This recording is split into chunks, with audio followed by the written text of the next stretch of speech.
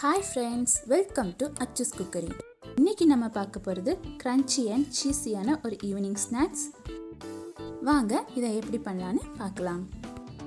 அதுக்கு முன்னாடி நம்ம சேனலை இன்னும் சப்ஸ்கிரைப் பண்ணலைன்னா மறக்காமல் சப்ஸ்கிரைப் பண்ணிடுங்க.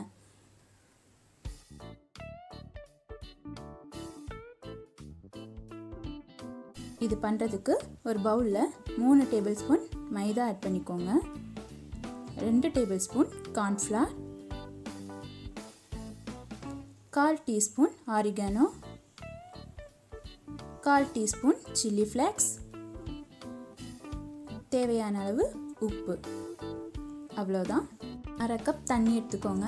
அதை கொஞ்சம் கொஞ்சமாக ஆட் பண்ணி ஒரு பேஸ்ட் மாதிரி கலந்துடலாம். ரொம்ப தண்ணியும் சேர்த்துடக்கூடாது, அதுக்காக ரொம்ப கட்டியாகவும் இருக்கக்கூடாது, செமியாக இருக்கணும். டிப்பிங்கான மாவு ரெடி ஆயிடுச்சு.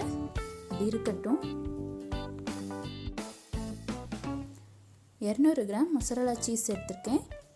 இதை இப்போ நீள நீளமாக கட் பண்ணி எடுத்துடலாம்.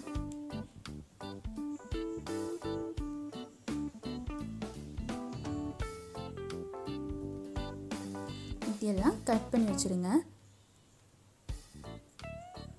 இது கூட 1 டேபிள் ஸ்பூன் மைதா மாவு ஆட் பண்ணி ஃபுல்லாக புரட்டி எடுத்துருங்க.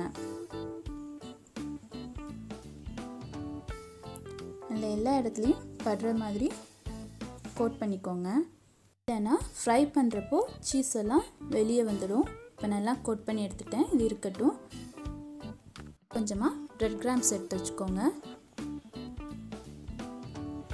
இப்போ நம்ம ரெடி பண்ணி வச்சுருந்த சீஸ் எடுத்து இந்த மாவில் நல்லா டிப் பண்ணிக்கணும்.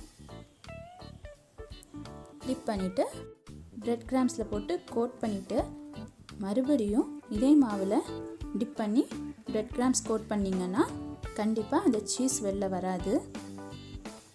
இப்போ நான் எல்லாம் ரெடி பண்ணி வச்சுட்டேன். இப்போ நம்ம இதை ஃப்ரை பண்ணிடலாம். எண்ணெய் நல்லா சூடானதும் நம்ம ரெடி பண்ணி வச்சுருந்த சீஸை போட்டு ஃப்ரை பண்ணிடலாம். லைட் கோல்டன் கலர் வரது வரை ஃப்ரை பண்ணிடலாம். ஓவர் ஃப்ரை ஆகிடுச்சுன்னா சீஸ் எல்லாம் வெளியே வர ஆரம்பிச்சிடும். ஈஸியான ஒரு ஈவினிங் ஸ்நாக்ஸ், கண்டிப்பாக ட்ரை பண்ணி பாருங்கள்.